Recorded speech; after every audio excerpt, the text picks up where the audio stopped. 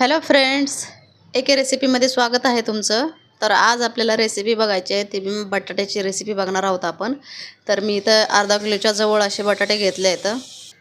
तर हे बटाटे मी असे स्वच्छ असे धुवून असे उकडून घेतले आहेत. कुकरमध्ये 1-2 शिट्ट्या दिल्या होत्या याला.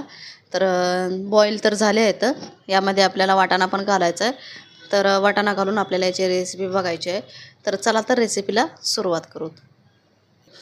तर साहित्य तुम्ही बघू शकतात. मी अद्रक अशी खिसून घेतली आहे आणि कोथिंबीर कटिंग करून घेतली आहे. तो लसूण पण आहे, खिसलेला आहे, ग्रेट केला आहे त्याला.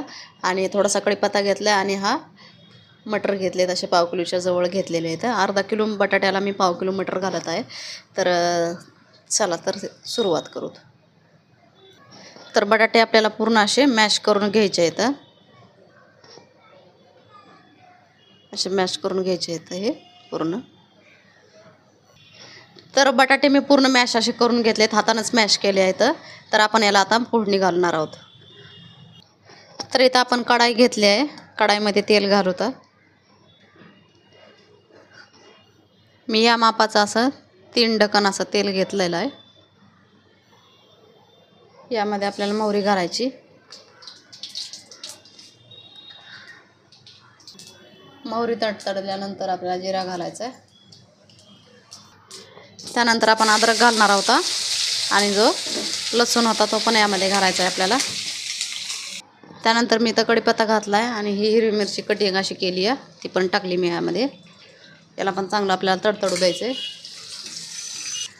त्यानंतर हे मटर जे आहेत ते मटर टाकायचे त्यामध्ये.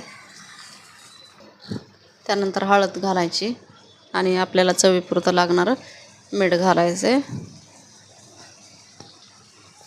त्यानंतर आपल्याला याच्यामध्ये असा बटाटा जो उकडलेला होता मॅश केलेला तो घालायचा आहे यामध्ये. याला मिक्स असं करून घ्यायचं आहे आपल्याला आता सगळं. कोथिंबीर पण घालायची आपल्याला याच्यामध्ये मिक्स करताना.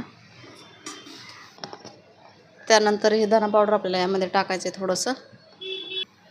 आणि आता याला मिक्स करून 5 मिनटासाठी आपल्याला लो फ्लेमवरती कवर करून ठेवायचं आहे.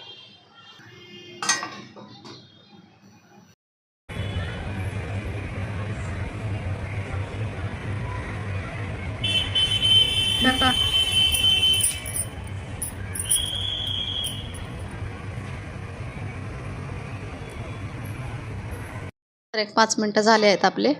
कवर काढून बघू. तर गॅस मी ऑफ करते. तर रेसिपी आपली तर रेडी झाली आहे. सो फायनली आपली रेसिपी रेडी झाली आहे, तुम्ही बघू शकता.